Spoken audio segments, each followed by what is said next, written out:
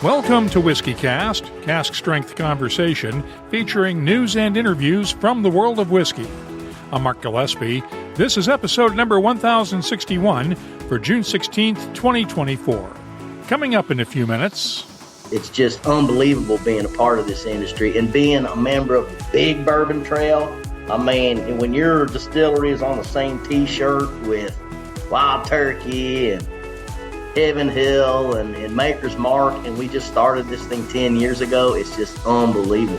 We're just completely blown away.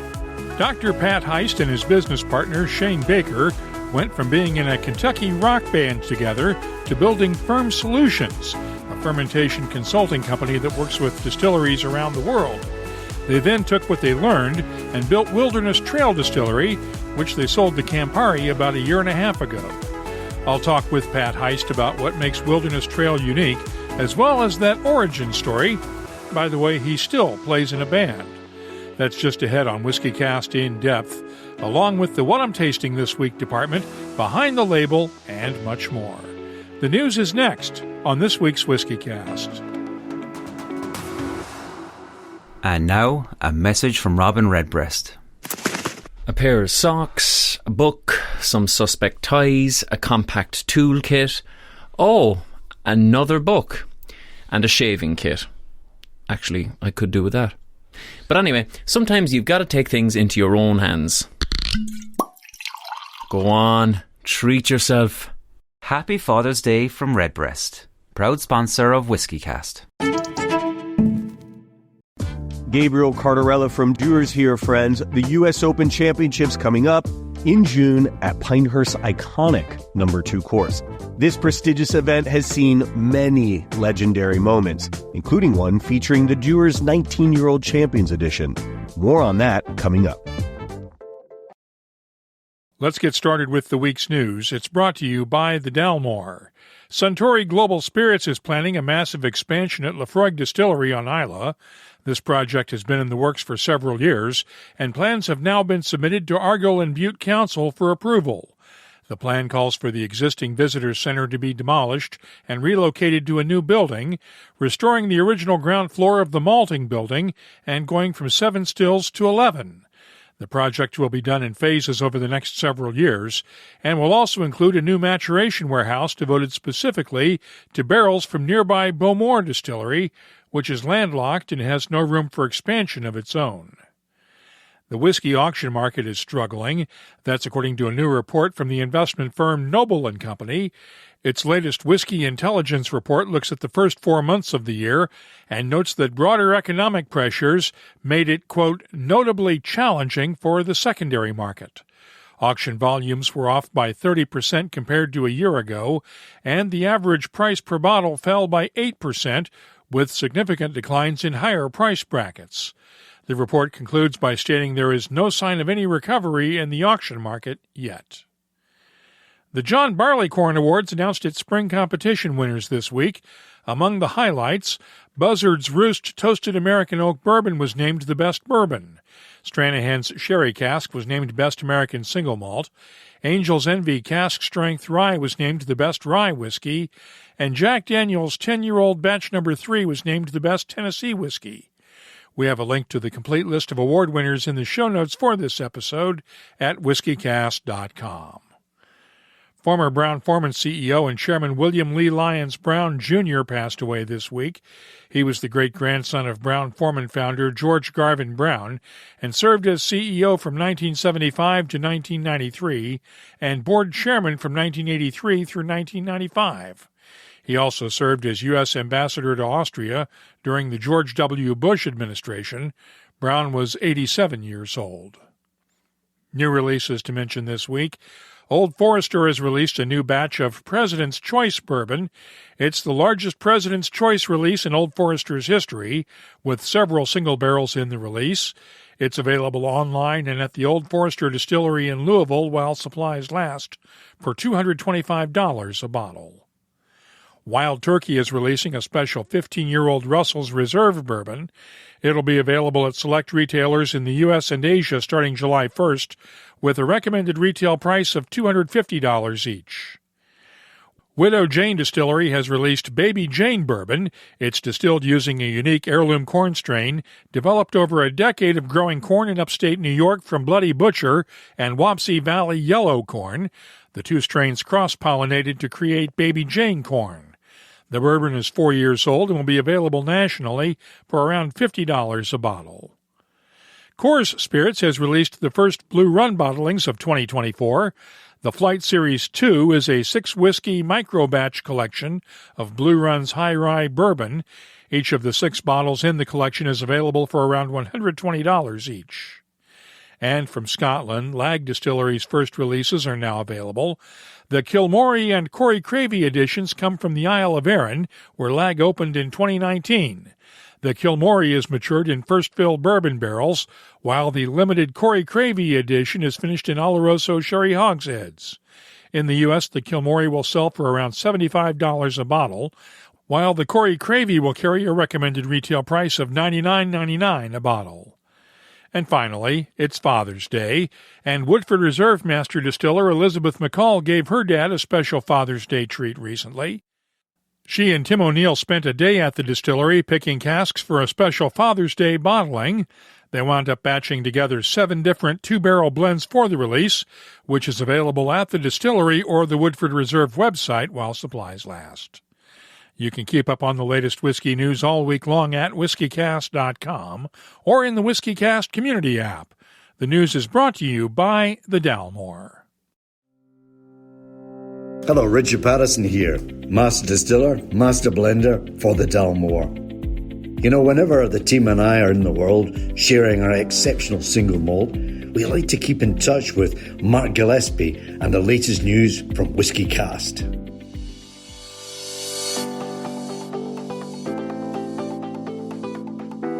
Let's check the calendar and see what's happening around the world of whiskey.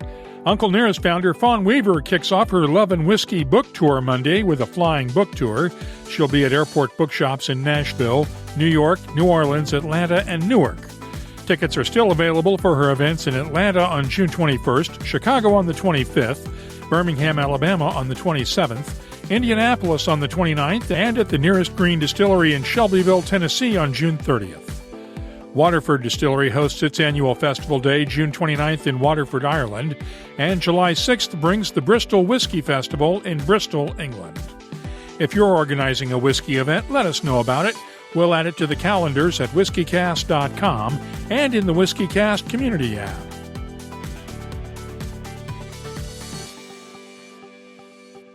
The U.S. Open Championship has blessed us with some unforgettable moments over the years. A 45-foot birdie putt, followed by a high-five victory lap around the green. Classic. An amateur emerging from the shadows to conquer the field. Legendary. Back-to-back birdies that catapulted a trailing player into champion status. Absolutely thrilling.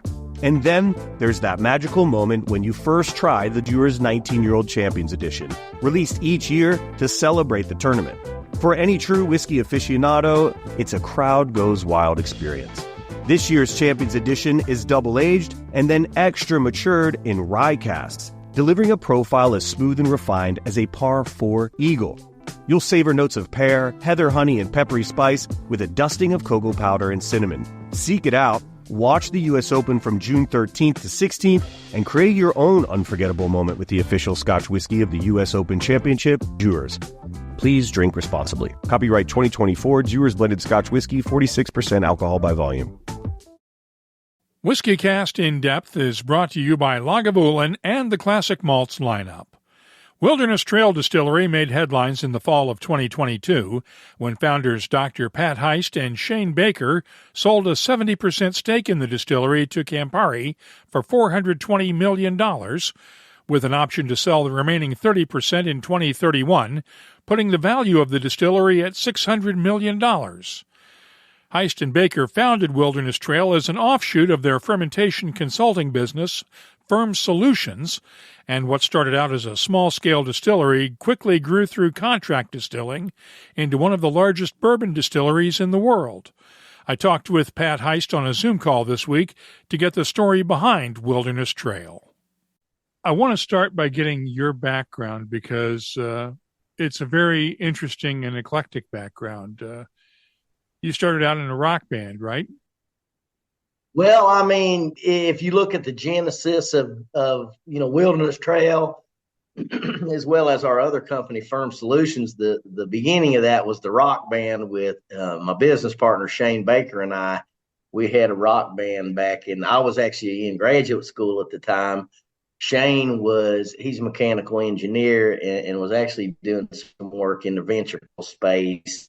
But from probably about 1996 till about 2003, we played in rock band down in Danville. And what was the demise of the band was I went and became a medical microbiology professor at the medical school at Pikeville College. And Shane was actually doing some business out in California at the time. So we kind of took a little hiatus with the band, but then him and I got back together with our Ferm Solutions company. And I still play in a band, and we're fairly active. The name of Shane and I's band was called Fulcrum, indicative of the engineers in the band. And the new band is called Zella May. And we're on Spotify, and anybody interested can get on YouTube. And for some reason, it helps if you put a Zella May with an exclamation point, ZELLAMAY exclamation point. But don't get your hopes up. It's good. It shows you why I'm in the whiskey industry and not in the rock business. Let's talk about Ferm Solutions for a minute. This was a company you guys set up to basically do consulting work on fermentation for the industry, right? Yep, that's correct. So, my background is I got a master's and a PhD in plant pathology, as well as a bachelor's degree in microbiology. And then, as I mentioned, Shane is a mechanical engineer. So, we had done some business with some other companies relative to yeast and distilling mainly over on the fuel alcohol side. There's about 200 fuel ethanol distilleries here in North America that collectively make about 12 to 15 billion gallons of alcohol that goes into gasoline as oxygenate. So that's what takes regular unleaded to mid-grade and super unleaded is the fuel ethanol that's made here domestically, which is actually made much like whiskey in that you're fermenting corn and distilling that alcohol, and you're just distilling it up to a very high proof, and you end up with 200 proof alcohol, and that's what goes into the gasoline. So we were consulting for companies that did business in the fuel ethanol space, and then just quickly realized we should be doing this ourselves. So about 2006, we incorporated Ferm Solutions, and we started off in not only fuel alcohol, but also beverage alcohol.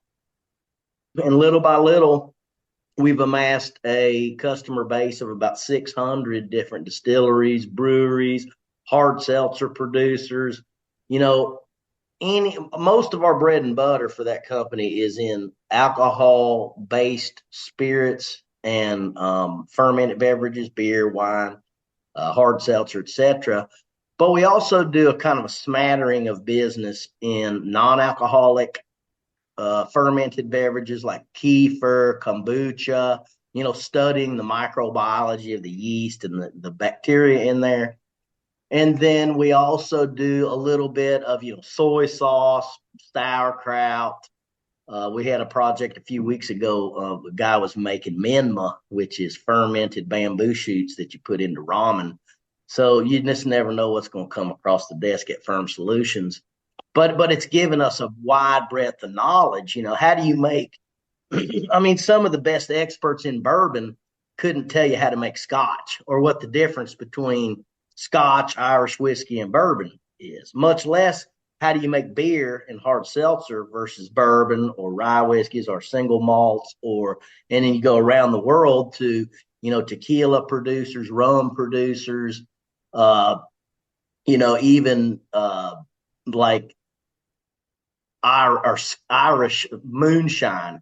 We have all kinds of customers that make all kinds of different spirits. And so over the years, we've been able to cabbage on a lot of that knowledge. How do you And it puts us in a whole different ball game in terms of when we built Wilderness Trail, we had a whole different set of tools and knowledge. We'd been personally, I've been in over 1,000 distilleries, and no one has ever invited us over on the day when everything's running good. It's always when some screwed up problems happen. And a lot of times our yeast is at the kind of getting the blame. Hey man, the fermenter's not bubbling right. So, when we look at troubleshooting with different distilleries and breweries, what is the issue? Is it poor grain quality, microbial contamination? Are you converting starch to fermentable sugars?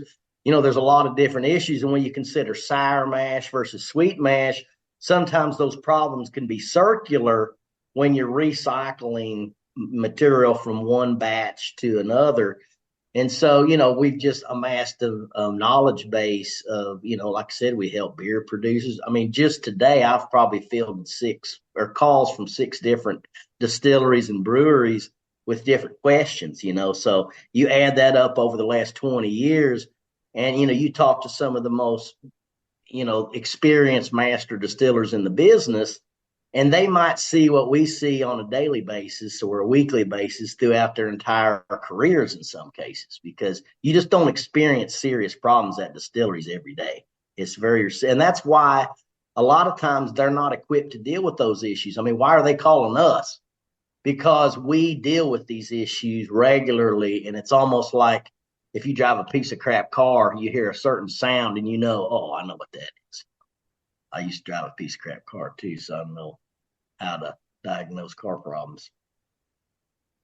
So, that's a little bit about, how, Wilderness Trail or Ferm Solutions, the knowledge that we have. We actually, and that company continues to grow. So we just actually had our best year ever last year with Ferm Solutions. So it's a pretty sizable business. We still do a lot of business with all the major distilleries, breweries, etc. And that was not part of the sale to Campari of Wilderness Trail, right? Correct. That's correct. How do you go from being a fermentation consultant to running your own distillery? Seems like you'd be competing against your customers. Well, we didn't plan on starting a distillery that was going to become the 14th largest bourbon producer in the world. We really initially kind of approached this more from an education standpoint. We're bourbon fanatics first and foremost. Shane and I were 2 of the world's biggest whiskey enthusiasts. But, when we first started it, we kind of were approaching it from an educational standpoint. I'm I think 10-year faculty member at Moonshine University. I'm an adjunct professor at the James Beam Institute at the University of Kentucky. So we've always done educational things for our customers. So it was like, wouldn't it be cool if we had a small distillery that we could make? Our first iteration of Wilderness Trail, we were making vodka, rum, rye, and bourbon whiskeys. And so, it was just a very versatile small distillery that we could use to educate our customers. And then little by little, we just kind of, we capitalized it with, getting some contract production going. And it just kind of all snowballed so quickly with where the industry was at. And the fact that we had a lot of people looking at us. I didn't realize it when I was a medical micro professor, but I got 800 of my former medical students who are now practicing doctors, who are some of our biggest brand ambassadors all over the United States, are our students and our customers in Ferm Solutions business. If you're a distiller and you're looking at us like, hey, man, I've been taking advice. They're the ones I call when I need help. What is their stuff going to taste like?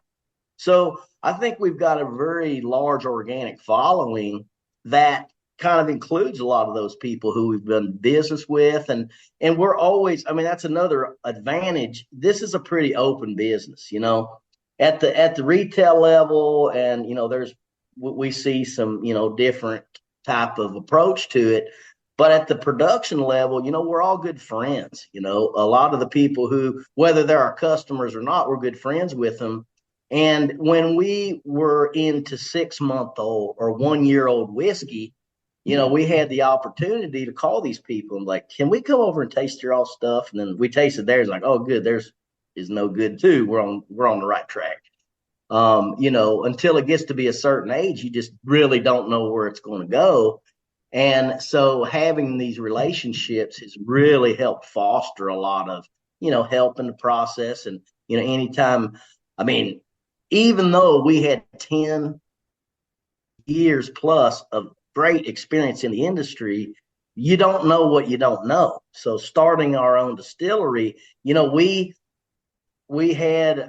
didn't realize that when you made rye, it foamed all over the place. So we had to experience that for ourselves. And, little by little, the expertise we have from helping other distilleries, coupled with the relationships that we've got to those distilleries and the channel of information, we're able to, build a great distillery. How did you go from being a small craft distillery, a startup, as you mentioned, to being 14th largest bourbon distillery in the world? Well, Shane and I apparently are good business guys. I think we've established that fact. But, when I look back, it's hard to really, when I come to Wilderness Trail, when I drive on the campus, I'm like, oh my God, it's hard to believe that this has happened, But we have done things very meticulously. We were the board. Shane and I were the owners. We were the board members. We were very agile, very nimble. And when it came to making decisions like contract production, we had to act because we were a distillery making 1 barrel a day. Yet we were getting offers. Man, do you know anybody that can make 10, 15,000 barrels from me? And so it didn't take too many of those phone calls. We're like, yeah, right here. We just had one problem. We needed a bigger distillery. So once we started seeing that, wow, we can comfortably pull on some of these big contract deals, then we had, instead of having meetings, to have meetings and board meetings, and we just got in a car, go to Dairy Queen, and by the time we come back with a blizzard, we've already had a board meeting and decided, let's do it. So I think just a combination of making really good decisions at the right time and implementing a great plan and executing on that plan is really something that, how did we do it? That's exactly how we did it. And again, we rode the wave of this enormous industry almost since the first year we started Wilderness Trail. There were 9 distilleries on the Heritage Trail when we started Wilderness Trail. We just became the 18th member of the Heritage Trail. So there's just been so much growth, and we've been able to take advantage of that growth as we've been it's from our beginning to where we're at now. One of the things you guys are most well known for is your sweet mash fermentation. Yep.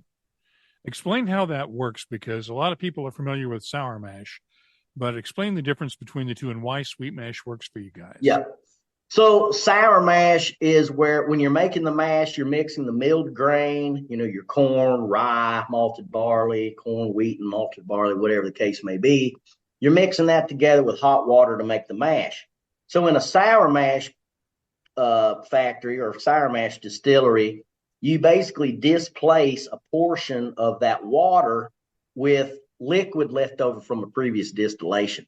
So if you filter the liquid from a distillation, so after you've removed the alcohol from the beer, you take that leftover, what's called stillage, do a little bit of a filtration on it to pull any large particles out. And that liquid, which is still it has a lot of stuff in it. It kind of looks like beer cheese soup that's still kind of liquidy. You can't see through it or anything. So you displace usually about 20 to 30%. I've seen distilleries use up as high as 50% back set. But you'll displace that percentage of your mashing water with that liquid. And what that does, it acidifies the mash. And if you consider that most of the famous distilleries in this industry are very old distilleries, some of them have inherent just the fact that they were built, some of them 50 to 100 years ago, they have inherent difficulties that cause bacterial pressure to be higher than if you built a brand new distillery. So when you acidify the mash, you reduce the potential for those bacteria to be problematic. So that's why they do it. And it results in great whiskey. Half the whiskey in my cabinet is sour mash, you know. But why are we able to do it a different way? Because we built the distillery with, why did so-and-so get contaminated that time? Again, we've studied this for the last 20 years in this industry. We are the go-to company in the world for a collection of about 190,000 different bacteria, nearly 20,000 different yeast. And, you know, when you look at that, it's just a whole nother level of, what are we doing versus what somebody else is doing. And then when we built Wilderness Trail, we just pulled out all the stops so that we could run a very clean process and not worry about bacterial contamination, nor do we have to acidify. And it just results in a very different distillate. So we're fermenting at a higher pH because we're not acidifying. Our distillate is also slightly higher pH, and it changes the way that the palatability of it, quite frankly, the mouthfeel of it. So it's very different. You can, if you have ever had a cask strength Wilderness Trail, which is going to be falling somewhere between 113 to 118, because we're going into the barrel at 110, even though you're getting 113 to 118 proof, it goes down super smooth. And a lot of that, I believe, has to do with the pH and the difference that the sweet mash process brings. You wait 4 to 6 years before releasing any whiskey. Yep. What did you do in the meantime? Well, we stayed busy with, we were, between the time that we started producing at a rate of 1 barrel a day to the time that we were releasing bottles, we expanded our distillery twice. So we added an 18-inch column still, larger fermenters. We then added a 36-inch column. So we got our last expansion completed only 2 months after we released our first whiskey. So we were already at the capacity that we have today only just a few months after we released our first bottle in bond back in 2018. It's sort of extraordinary, but we were very busy with those expansions during that time, as well as running Ferm Solutions. And, we also were making vodka and rum at the time. So, we had a little bit, we were doing tastings and just sort of introducing, the public. And we were on the Kentucky Bourbon Trail Craft Tour. So we were very active in the Kentucky Distillers Association. We did tours every day, and we were the ones doing all the tours. We had festivals that we had at our distillery. The time flew by, it seemed like. Yours is, I think, one of the few examples of going from the craft trail to the heritage trail within the KDA. Yep. What does that mean to you guys in terms of an accomplishment? Well, as a bourbon enthusiast, you can probably, it's kind of like if you're playing a baseball player and you make it to the Hall of Fame, it's just unbelievable. When we first started in the KDA, we go to the first meeting and here's Jimmy Russell and Chris Morris and all at that time, Jimmy Rutledge, Fred Noe, all these people hanging around. It's like, what the hell, man? We just walked into movie star Central here. And we were just dumbfounded. We couldn't believe it. And again, we're the biggest whiskey fans in the world. If somebody wants to dispute that, I'd be happy to argue with them about it sometime. But Shane and I are some of the biggest whiskey enthusiasts on the planet. So being members of the Kentucky Distillers Association, and we're born and bred Kentuckians. We've been in this state. Shane's even got some really excellent family history going back to the Stitzel-Weller distillery. His grandmother used to work there as the controller, and his grandfather actually worked there as well. So my great-grandfather worked at what is now MGP, at the Seagrams at the time.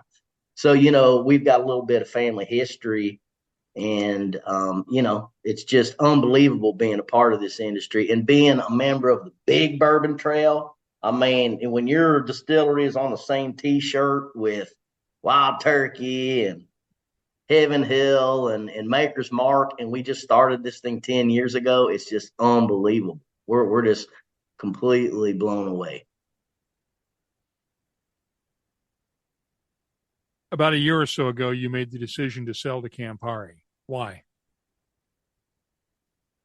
Well, you know, again, even though Shane and I are really great business guys, I don't think either one of us anticipated what a paramount, you know, process it was to go from one state to 50 states. You know, we were in 44 states whenever we sold the distillery.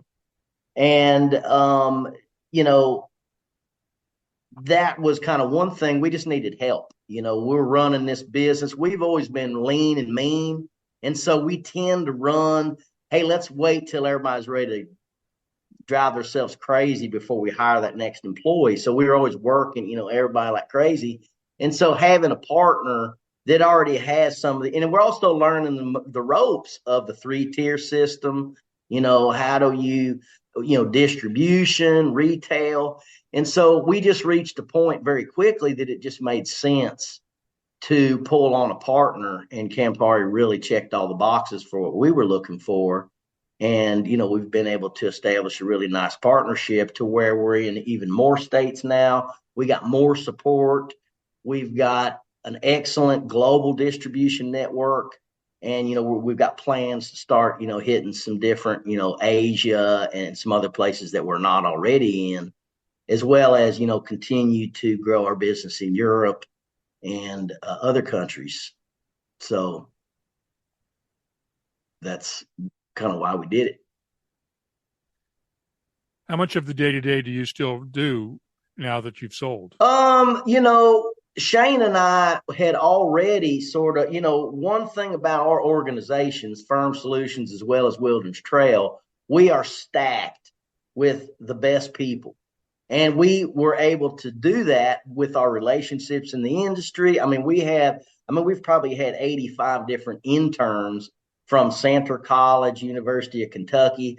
So we've got great teams. We've been out of the day-to-day at the distillery for a while and have been doing more public-facing things, you know, things like podcasts and interviews, and we write a lot of papers and you know, get asked to provide content for different, you know, trade journals and different things. So, you know, that's kind of a little bit about, you know, what we've done since then. Do you miss those startup days? No, not at all. I mean, Shane and I, and probably more so Shane than me, I'll tell this on him, but he's probably one of the most hardest working guys ever. And he is a firm believer. If you got a startup company, you got to bust your ass. And so, you know, we found ourselves doing everything. I mean, the last time we had an issue where, we had some moldy grain or something. I mean, we're in there ourselves, crawling around on the weekends, opening all this stuff up. And, you know, so it was very important for us to master our own process. We're not like, you know, there's a lot of distillery owners who might have come into this industry, you know, hey, they retired, they cashed out of another business. Hey, I like drinking bourbon, so I'm going to start a distillery. But we are owners who are in it, and we want to master the process ourselves so that we can engage with our employees at a more meaningful level. And so, you know, that's kind of, you know, we're not in the day-to-day at the distillery. We're still involved with a lot of decisions, you know, things to do with innovation. The distillery runs itself, though. You know, there haven't really been, I mean, we're always trying to improve everything we do, our efficiency. You know, a lot of people get hung up on, you know, when you make a change, it's to make the flavor better or whatever, but you also got to think about sustainability, energy consumption, the amount of time that it takes to ferment, which determines how many tanks do I got to have to get the job done. So we're constantly, you know, we're taking an extremely efficient process and making it even more efficient. And so, you know, that's kind of where we're involved on ongoing basis, is that kind of thing. What's the best lesson you've learned? That's a difficult question to answer, but, I think that one is that whenever you're looking at distribution, and especially we see this with a lot of new distilleries, and I remember back when we were in this position ourselves, like we had a vodka, we produced a vodka, for example. And I remember we got into some national account real early on because our vodka, we call it the bourbon drinkers vodka. It's actually made with our wheated bourbon distillate that's distilled up over 190, and then we put it in the bottle at 80. So it was very interesting, and the bourbon boom's going on. And so I can't remember which, actually I do remember, I just won't call them out. But we got into a national store chain, and we were like, oh my God, man, we're national now. And then, but the fact is, no, you got to go national doing tastings and introducing. Otherwise, that stuff's just going to sit on the shelf. So the amount of work that you've got to put in to getting your brand out there is enormous. And I don't think that we could have estimated that appropriately. And I don't think too many people do estimate that appropriately and don't realize how much work that is. So you just got to get and dig. But that's probably it. What's the biggest mistake you made? The biggest mistake, besides doing this interview? Yeah, no, that's not the biggest one we made.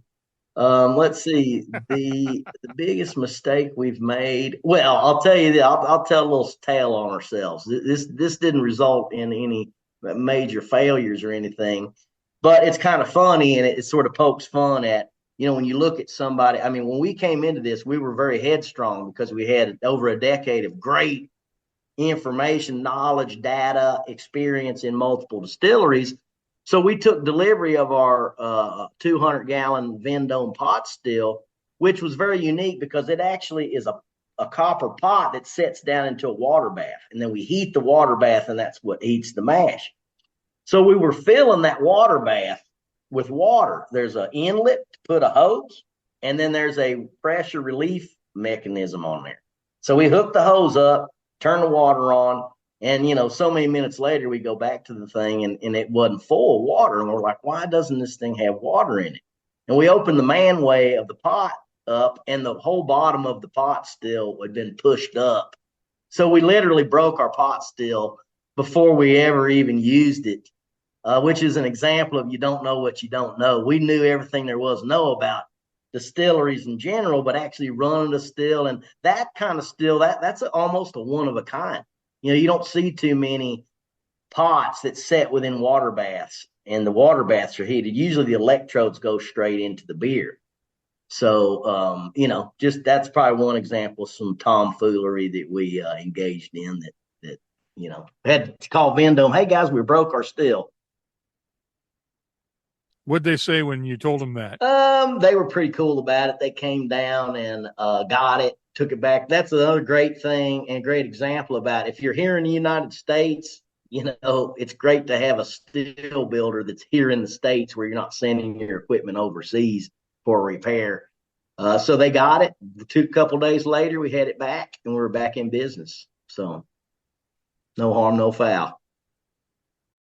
One trivia question. What was Wilderness Trail's original name? Heist and Baker started out calling it Wilderness Trace Distillery, but the lawyers at Sazerac jumped all over that, claiming it sounded too much like Buffalo Trace. They changed the name to Wilderness Trail as a result. Thanks to Dr. Pat Heist for joining us this week on WhiskyCast In-Depth. It's brought to you by Lagavulin, an award-winning single malt scotch from Islay, world-renowned for its balanced, smoky, and peaty taste. Discover Lagavulin's full lineup at malts.com. Let's start off the What I'm Tasting This Week department with a comparison between Wilderness Trail's standard single-barrel wheated and rye-based bourbons.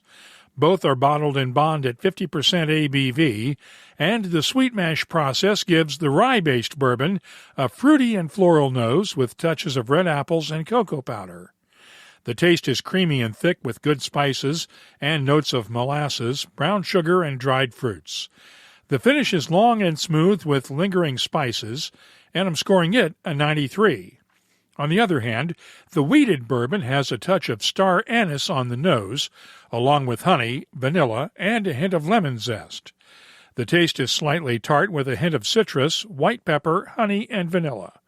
The finish on this one is long and tart with a hint of spice, and I'm scoring Wilderness Trail's wheated single-barrel bourbon a 94. Finally, I received a sample of the new 2010 vintage release from Daft Mill the other day. This U.S. exclusive is bottled at 58.7% ABV, and the nose is malty with touches of dried grass, dried flowers, honey, pears, and vanilla. The taste is tart and fruity with good spicy touches of white pepper and chili powder, along with lemon zest, chocolate, and honey. The finish is long and mouth-tingling with lingering spices and a hint of anise. I'm scoring the Daft Mill 2010 vintage a 94. I'll be adding these tasting notes to our searchable list of more than 3,700 whiskeys from all over the world. Check it out this week at WhiskyCast.com. And now, a message from Robin Redbreast. You know, dads aren't the best at dropping hints, so I'll do it on their behalf. Get him Redbreast, the world's most awarded single pot still Irish whiskey. Hint, hint. Happy Father's Day from Redbreast, proud sponsor of WhiskyCast. Let's open up the WhiskyCast community app and see what people are talking about this week.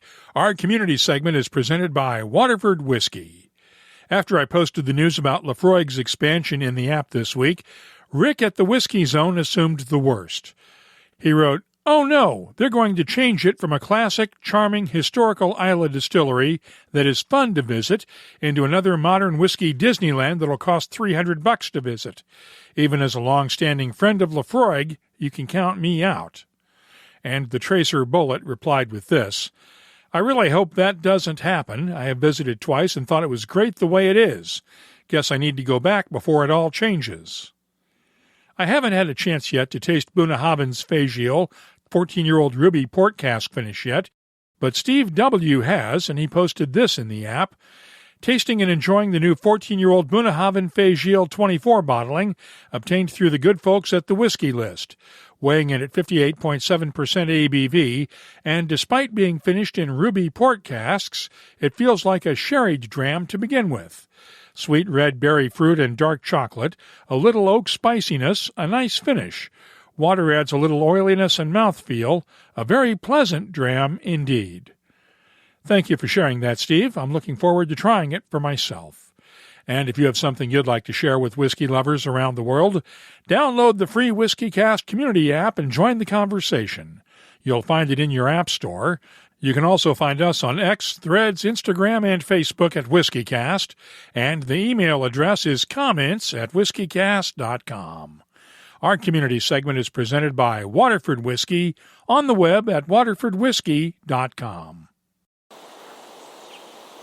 That's the sound of our whiskey growing on Dunbell Farm, County Kilkenny. We know where every grain comes from. Only Irish barley, one farm, one terroir at a time. Waterford Whiskey, the most naturally flavoursome single malt.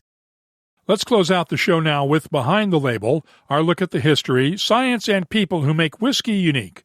It's brought to you by Balcones Distilling. Let's look at whiskey barrels this week, specifically the sizes of various whiskey barrels. The most widely used is the standard American bourbon barrel. It holds around 200 liters of liquid, or about 53 gallons. And when you take the staves from two American bourbon barrels and put them together with new hoops and heads, you get a hogshead cask that can hold about 250 liters of liquid in roughly the same space as a bourbon barrel. Cask sizes can range up to 650 liters for a Madeira drum, and a port pipe can hold almost as much. Sherry butts hold around 500 liters of liquid. On the smaller end, despite their name, quarter casks aren't 1/4 of a bourbon barrel, but about half. They hold between 100 and 125 liters of liquid. An octave cask is more like a quarter-sized cask. It holds about 50 liters. And you might hear someone bragging about owning a blood tub cask. It's the smallest available cask size at around 35 liters and is usually used for individual cask sales. Scotland's whiskey law, and the laws in several other whiskey-producing countries, limit the maximum size of casks to 700 liters. That's because anything larger would be the equivalent of a blending tun or vat, and regulators wanted to avoid whiskey being produced in large industrial vats. If you have something you'd like us to look at on an upcoming episode, just get in touch with us. Behind the Label is brought to you by Balcones Distilling, the original Texas whiskey at the heart of the American single malt movement, exploring place and provenance with unique style whiskeys ranging from the award-winning Texas One and Lineage American single malts to their Baby Blues straight corn whiskey and Texas Rye bottled in bond. Discover whiskey from a new perspective at balconesdistilling.com.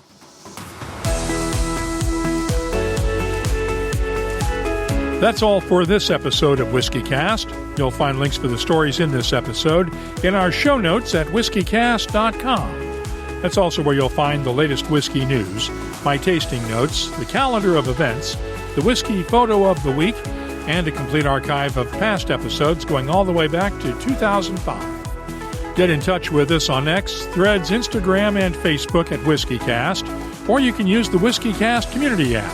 Download it today from your app store. Our email address is comments@whiskycast.com. Friends, get your bottle of the new Dewar's 19-Year-Old Champions Edition while you can. It's a limited release, so it won't be around forever. Order online at dewars.com, and please drink responsibly. And now, a message from Robin Redbreast. Small batch. How would you describe it? It's like an Irishman's understanding of baseball. Extremely limited. Proud sponsor of WhiskyCast. Redbreast. Pass it on. WhiskyCast is a production of Cask Strength Media, copyright 2024, and comes to you from the charming, yet regrettably dry town of Haddonfield, New Jersey. I'm Mark Gillespie, reminding you that when you drink, please drink responsibly. Thanks for listening.